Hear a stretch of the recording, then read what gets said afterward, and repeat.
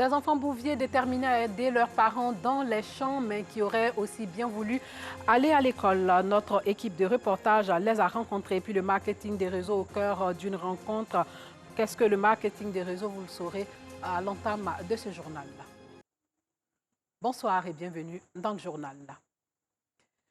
Comment devenir un professionnel du marketing des réseaux? La question était au centre des échanges entre professionnels du marketing et étudiants, travailleurs aussi et chefs d'entreprise, une initiative d'une équipe spécialisée dans la formation en marketing. Cette rencontre a enregistré la présence de plus de 500 participants. Le reportage de Georgette Hidou. Informer l'opinion publique sur les techniques de marketing de réseau, emmener la jeunesse à s'intéresser à ce métier, c'est l'objectif de cette conférence initiée par le système 3D. Aujourd'hui, les Ivoiriens sont beaucoup sceptiques et cela peut se comprendre parce que nous avons tous été un peu victimes d'arnaques et de fausses promesses et des réseaux qui ne sont pas forcément authentiques. Alors, c'est vraiment difficile aujourd'hui pour l'Ivoirien de revenir en arrière et de se laisser convaincre par le marketing de réseau, de se laisser convaincre du fait que le marketing de réseau peut être bénéfique, peut être une source de revenus légale et intéressante qui peut permettre de faire vivre son homme. Nous venons pour partager notre expérience, pour partager nos stratégies. Nous sommes venus partager avec les Ivoiriens ce que nous avons de plus. Ce que nous avons de plus dans le marketing de réseau, parce que beaucoup ont peine à faire le marketing de réseau parce qu'ils ne savent pas ce que c'est. Placé sous le thème « Comment devenir un professionnel en marketing de réseau », la rencontre a été marquée par des échanges entre étudiants et spécialistes. C'est un moyen pour nous, les jeunes, d'approfondir nos connaissances et de se lancer dans le digital à travers le commerce en ligne. Et donc, j'invite mes amis à s'investir, à se donner à fond dans le marketing du réseau, afin d'investir et d'organiser une série de choses. Bon, on peut dire de la vente en ligne et tout. Je pense que le marketing des réseaux, c'est pour nous apprendre à mieux vraiment vendre nos produits. Et puis bon, par exemple, nous qui avons peut-être des fournisseurs, nous qui connaissons des fournisseurs, on sait comment réagir avec les fournisseurs, on sait comment, après avoir pris nos produits avec les fournisseurs, on sait comment vendre avec nos clients. Système 3D est une équipe spécialisée dans la formation en marketing. Présente en Côte d'Ivoire depuis 1 an, elle est répartie dans 14 pays et revendique 6700 membres. Deuxième édition du loisir école confessionnelle et le concours de lecture spalmodier du Coran au centre culturel de Dabou. 5 écoles confessionnelles islamiques de cette ville ont participé à ce concours qui avait pour thème la fraternité et la paix durable. Un concours pour promouvoir l'excellence et valoriser le système éducatif islamique. Le reportage de Parla Sorokone de Madongui. L'école confessionnelle islamique Darul Al-Itsm de Dabou, grand vainqueur de la deuxième édition du loisir école confessionnelle et concours de la lecture salmodie du Noble Coran. Concours qui vise à promouvoir l'excellence mais surtout valoriser le système éducatif islamique. Ce concours de loisirs école confessionnelle et concours de la lecture salmodie du Noble Coran, une initiative de l'ONG SM Group qui a pour objectif d'encourager les enfants et la jeunesse musulmane à l'apprentissage et à la lecture du Noble Coran. Les responsables d'école et les candidats ont été félicités et encouragés par les autorités religieuses de Dabou, les élus et cadres, mais aussi par la marraine, la présidente des femmes musulmanes de Côte d'Ivoire, section Dabou. Les participants ont reçu de nombreux présents et des diplômes de participation. Le thème retenu pour cette deuxième édition, fraternité et paix durable en Côte d'Ivoire. La famille et les proches de Omar Silla s'inquiètent pour lui. Omar Silla, également connu sous le nom de Fonike Mengue, ce militant guinéen est un responsable de l'organisation Tournons la page du Front national pour la défense de la Constitution, le FNDC.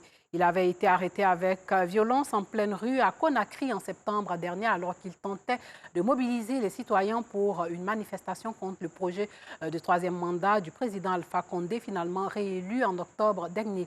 Depuis, le militant est toujours incarcéré et son état de santé se dégrade fortement. Place au dossier.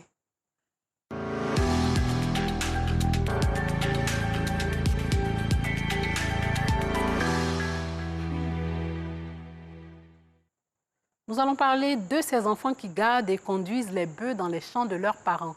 Ces enfants qui, pour la plupart, n'ont pas eu la chance d'aller à l'école. Ils font un travail formidable aux côtés de leurs parents. Ils aident les bœufs à faire des buts et ainsi assurer une bonne récolte. Comment ces Piltoniens ont passé une journée entière avec eux à Kolia? Quand ils se réveillent, Hugo, 8 ans, n'est ni de prendre leur bain matinal, ni leur petit déjeuner. Ces enfants sont plutôt préoccupés par leur bétail de 6 bœufs qu'ils doivent conduire à plus de 10 km de la maison familiale, en brousse. Sans quoi, ils subiraient le courroux de leur père, encore au lit. Yafia, Doplo et Yanugo, appelés enfants bouviers, ne sont pas scolarisés. Leur activité principale, faire paître le troupeau de la famille.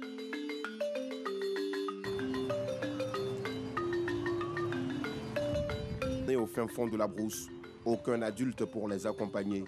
Le trajet est bien loin, mais nos petits bouviers ne craignent absolument rien. Ils partent à leur rythme, le cheptel de la famille devant eux.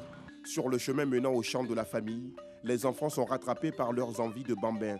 Ils ramassent des objets, s'amusent, dansent et fredonnent des musiques en langue locale. Yafia est un fin connaisseur des musiques traditionnelles sénoufo.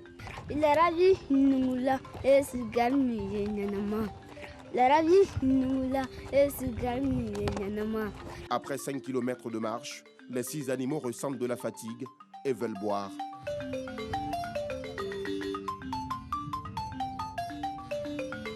Pendant cette petite pause, les 3 enfants bouviers sont rejoints par leur sœur aînée. Fatou Karchosiango est une lycéenne. Ce matin, elle décide d'accompagner ses jeunes frères au pâturage. Chez nous, c'est quand tu n'as pas les bœufs, c'est pas aussi facile de cultiver. Si tu veux emprunter pour quelqu'un, la personne doit finir d'abord pour lui avant de venir toi t'aider. Donc quand tu as des bœufs, tu fais tes travaux quand tu veux et comme tu veux.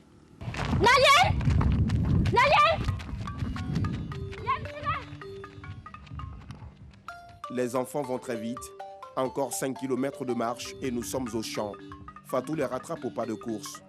Dans la campagne isolée, les bœufs traînent beaucoup trop les pas. La tâche revient alors au Benjamin Yanugo de les fouetter pour qu'ils avancent. Ce jeune homme, du nom de Wafungo, est le frère aîné de Fatou.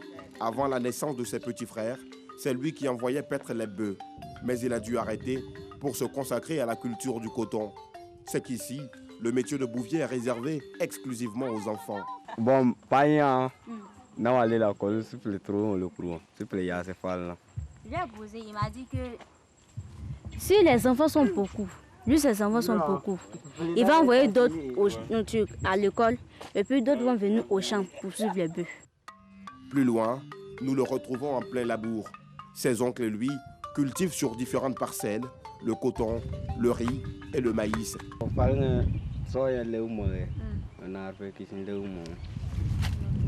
Il dit que non, que le métier qu'il faisait avant et puis ne lui rapportait pas aussi que ça. Que ce métier maintenant lui rapporte un peu beaucoup. Nos 3 enfants bouviers viennent enfin d'arriver au champ. Malheureusement, nous ne sommes pas en période de culture pour les voir à l'œuvre. C'est donc de tout repos ce matin. Et pendant que les bœufs paissent, Doplo et ses frères s'adonnent à diverses distractions. Il reproduit un bœuf en plein labour, tiré par la charrue. Yanugo, le Benjamin de la fratrie, lui, est perché sur cet arbre. De même pour Yafia, qui en profite pour fredonner des chants.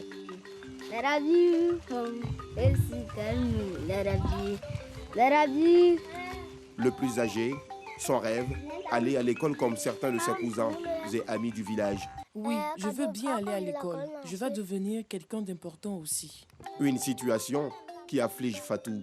L'adolescente craint qu'un jour, le pire n'arrive à ses frères dans cette brousse. Un jour, ils sont venus, puis un scorpion est venu le mort. Il a eu la chance que le tonton qu'on a dépassé là-bas, lui, il était là. Ça a été sa chance. Souvent, quand il vient comme ça, le bonheur, quand il me réveille, j'ai pitié, mais on ne peut rien faire. Chacun a son boulot. Ça me fait de la peine que mes petits frères font ce boulot, mais comme c'est le choix des parents, on ne peut rien faire. Souvent, Ces enfants bouviers quittent la maison sans prendre le petit déjeuner. Impossible d'en avoir à midi en pleine brousse. Ils sont obligés d'attendre leur retour à la maison à la tombée de la nuit.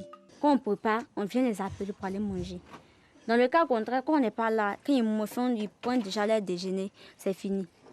C'est le soir, ils vont partir manger. En tout cas, je ne sais pas, je ne sais pas comment ils s'arrangent. C'est que si, à mon avis, je dis que non, ils ne mangent pas. Quand ils se vont donner les bœufs à boire, ils boivent là-bas et puis c'est fini. Fatou n'a qu'une mission à présent. Elle promet dire à son père de scolariser ses frères.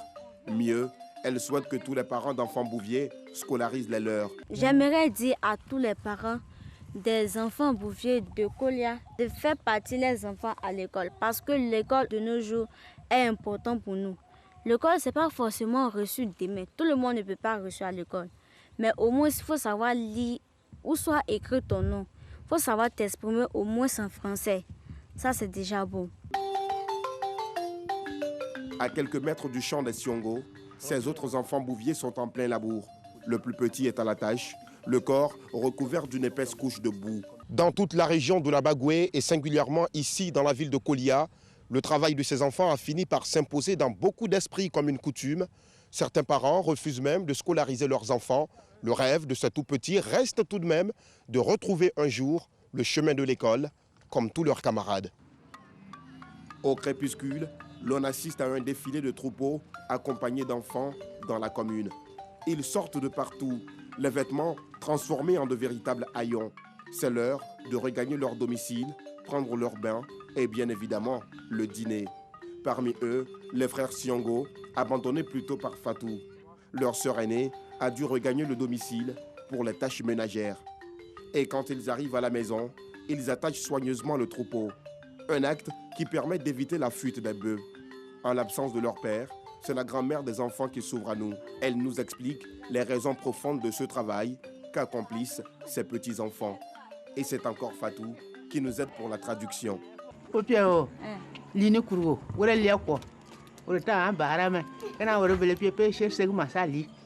dit que comme eux ont déjà pris de l'âge, c'est à cause d'eux envoient les enfants au champ pour pouvoir se nourrir. Non loin du domicile de la famille Siongo, Waradio Konaté revient également du champ. Contrairement aux autres enfants, Waradio est élève et passe en classe de 5e. Pour lui, le travail de bouvier est d'abord un métier socialisant qui rapporte énormément. C'est grâce à les bœufs on paie notre fourtis. C'est les bœufs qui cultivent à la chite. Et puis on paie notre fourtis. À l'aurore, la vie reprendra son cours à Kolia, cette petite localité de la Bagoué. Les enfants bouviers vont parcourir encore plusieurs kilomètres pour labourer les champs de leurs parents, espoir ultime de la subsistance de toute la famille.